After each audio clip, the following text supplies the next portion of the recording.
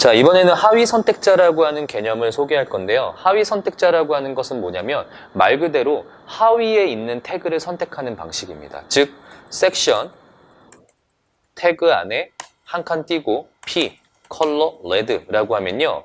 이게 어떻게 되는 거냐면 섹션 태그 안에 P 태그를 찾아서 속성을 부여하는 방식입니다. 그래서 지금 섹션 태그를 찾으라고 하니까 섹션 태그가 찾아지겠죠? 그리고 이 한 칸을 띄게 되면요. 이 한 칸이 하는 역할은 뭐뭐 안에 있는 정도로 문법 해석을 할 수 있어요. 그러면 섹션 태그 안에 있는 P를 찾아서 이렇게 된다는 이야기입니다. 이해되시죠? 그래서 하위 선택자라고 하는 것은 이렇게 하위에 있는 것을 선택하는 개념인데요. 여기서 방금 전에 제가 이야기 드렸던 그 점수표라고 하는 것과 잠깐 연관을 지어서 좀 마무리를 할게요. 말씀드릴 게 있는데요. 지금 여기서 보면 컬러를 블루라고 하면요. 이 위에 P도 컬러가 레드이고요. 그 다음에 이 밑에 있는 P도 컬러를 블루로 적용하고 있으니까 똑같은 P가 선택이 된 거겠죠. 근데 여기서 레드로 선택하는 상황과 블루가 선택되는 상황이 또 싸운단 말이죠. 같은 속성이 부딪히니까. 그러면 누가 우선권을 갖는다고 했어요? 점수표가 우선권을 갖는다고 설명했습니다. 자, 그러면 이렇게 우선권을 갖는 거에서는요, 어떻게 되냐면요, 하위 선택자는 점수가 합산이 됩니다. 그래서 태그를 한번 선택했으니까 몇 점이에요? 1점이고요. 이 P를 선택했으니까 몇 점이에요?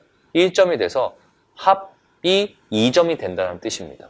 그러면 이 위에 있는 건 2점이고 얘는 몇 점이에요? 1점이니까 레드가 적용된다는 이야기예요. 이해되시죠? 그래서 하위 선택자라고 하는 것은 점수가 합쳐지면서 이렇게 하위에 있는 태그를 선택할 수 있는 방법이다라는 이야기입니다. 자, 그러면 제가 여기서 예제를 잠깐 하나 바꾸도록 할게요. 지금 이 목록 태그를 선택하기 위해서는요. 섹션 태그 안에 UL 태그 안에 LI 그래서 컬러를 레드로 부여할 수 있어요. 근데 이렇게 선택하는 것과 이렇게 선택하는 결과는 똑같습니다. 그러니까 조금 전에 섹션 안에 UL 안에 LI를 찾는 방식이잖아요. 그러면 섹션 태그 안에 UL 안에 LI를 선택한단 말이죠. 근데 이렇게 하는 것과 이렇게 하는 결과는 똑같아요. 섹션 안에 LI를 찾게 되는 거죠. 자식으로 있는 것 중에서 LI를 찾는 거니까. 그러면 이 좀 전에 있는 이 방식과 이 상단에 있는 방식과 하단에 있는 방식에서 어떤 게 조금 더 권장되는 방식이냐면요.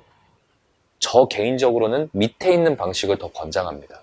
그 얘기가 무슨 얘기냐면 이 위에 있는 거는 점수가 몇 점이에요?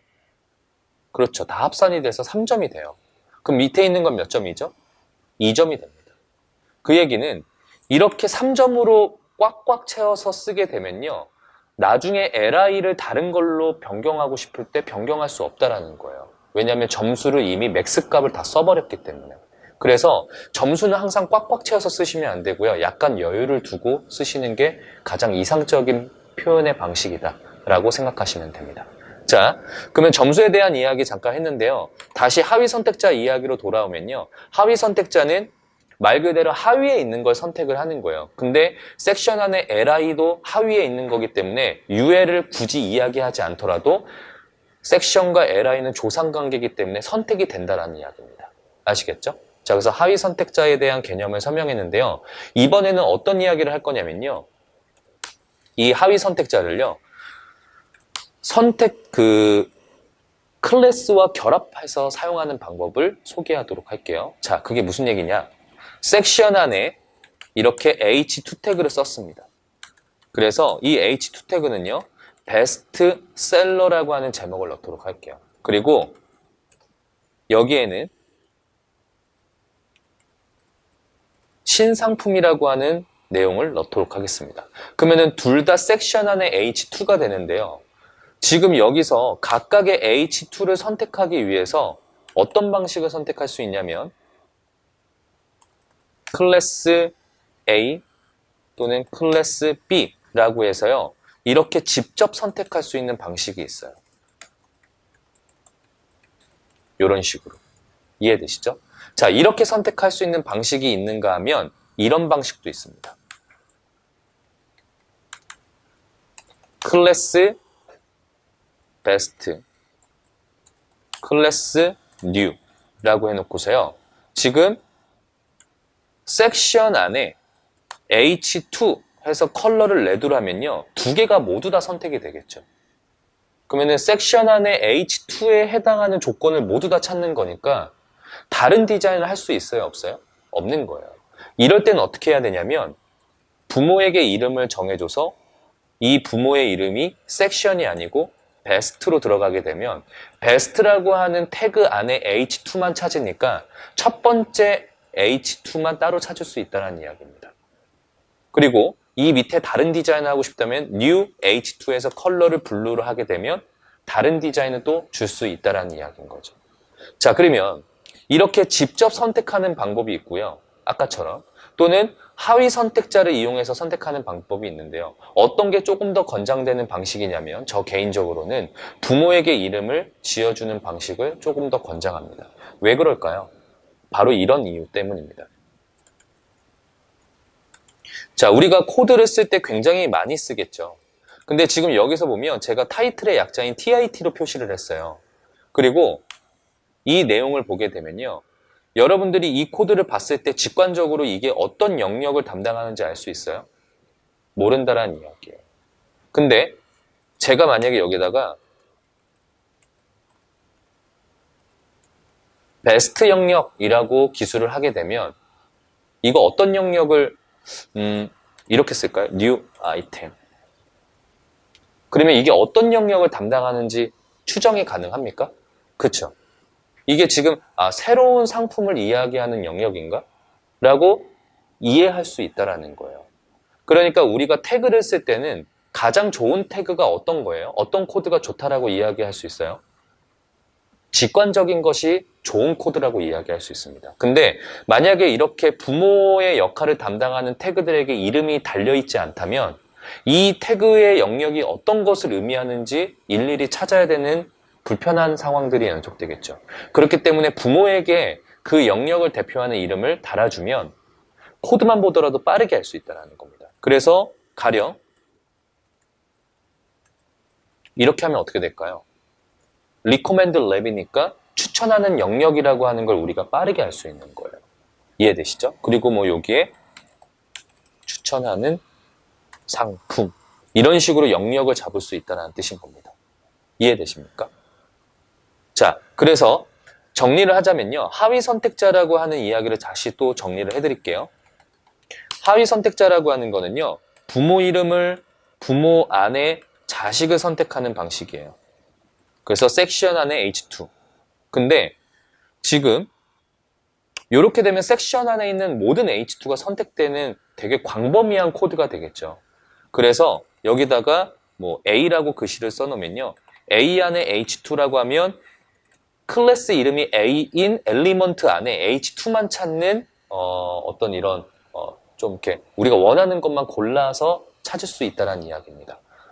그리고 사용하는 방법은요. 똑같아요. 이게 태그명이 아니고 클래스 이름으로만 바뀌는 거지 문법의 구조는 똑같다라는 이야기예요. 이해들 다 되시죠? 자, 그래서 하위 선택자는 이런 식으로 사용한다라고 개념을 잡아주시면 좋을 것 같습니다. 자, 하위 선택자에 대한 새로운 한 가지만 더 이야기를 하고 마무리를 할 건데요.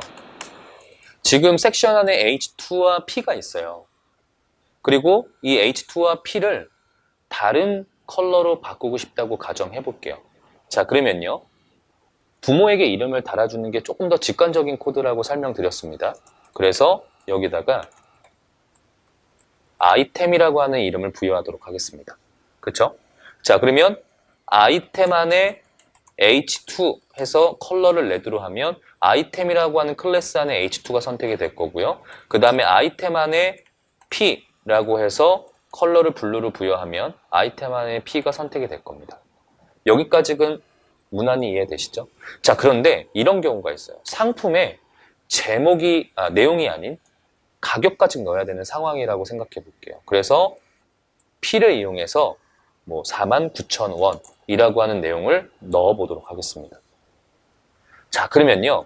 지금 아이템 안에 있는 P가 몇 개가 되는 거죠? 두 개가 되는 거니까 이 두 개가 모두 블루 컬러로 적용이 된다라는 겁니다. 그러면은 지금 여기서 가격을 다른 색으로 바꾸고 싶다면 어떻게 하면 될까요? 그렇죠. 이 P에게 이름을 달아주면 되는 겁니다. 그러니까 하위 선택자와 직접 넣는 방법이 어떤 게 더 좋다 안 좋다가 아니고 상황에 따라서 도구처럼 여러분들이 선택하였으면 된다라는 상황을 좀 보여주고 싶은 거예요. 제가 하위 선택자라고 하는 개념과 또는 직접 이름을 달아서 이렇게 태그에게 이름을 달아서 하는 방법을 설명하면요. 많은 분들이 둘 중에서 그래서 뭐가 좋아요? 라고 해서 더 어떤 게 합리적이냐고 물어보는데요. 그런 개념이 아니고 상황에 따라서 두 개는 도구처럼 쓴다는 이야기를 좀 드리고 싶은 겁니다. 자, 그래서 여기다가 price라고 하는 내용을 넣었어요. 이름을. 그리고 .price color orange라고 하면요. 안타깝게 변하지 않습니다. 왜 그럴까요? 바로 점수가 밀리기 때문입니다. 자, 이 위에 아이템 안에 있는 P는요. 아이템 안에 P니까 몇 개가 선택이 돼요? 하나, 두 개가 선택이 돼요. 그리고 얘는 몇 점이에요? 10, 클래스가 10점이고 태그가 1점이니까 합산해서 몇 점이에요? 11점이 부여가 되고요. 이 프라이스는 몇 점이죠? 10점입니다. 그러니까 프라이스를 선택해서 10점이니까 블루와 오렌지 중에서 블루가 적용된다는 이야기예요. 자, 그러면 어떻게 오렌지 컬러를 부여할 수 있을까요? 그렇죠. 굉장히 쉽게 접근하면 돼요. 점수가 높으면 되겠죠. 그러면 점수를 높일 수 있는 건 아이템 안에 price라고 하면 지금 아이템이라고 하는 클래스명 안에 price라고 하는 태그를 찾아서 오렌지 컬러로 적용을 하는 거니까 이 녀석은 몇 점이 되는 거죠? 20점이 되기 때문에 이렇게 오렌지 컬러가 적용된다는 이야기입니다. 여러분들이 헷갈릴 필요가 없는 게 지금 여기서 문법의 구조는 바뀌지 않아요. 한 칸 띄는 거. 이 한 칸 띄는 게 하위 선택자라고 하는 개념이고요. 이 하위 선택자 개념에서 이것을 태그로 선택할 거냐 아니면 클래스로 선택할 거냐만 달라지는 거고요. 문법의 구조는 똑같다라는 이야기입니다. 그러니까 결국에는 섹션 안에 P라고 선택하는 이 구조와 아이템 안에 Price라고 선택하는 구조는 결국엔 똑같다라는 이야기예요. 다만 태그를 선택하느냐 클래스를 선택하느냐만 다르다라는 이야기입니다. 자, 그래서 하위 선택자라고 하는 개념까지 설명을 했는데요.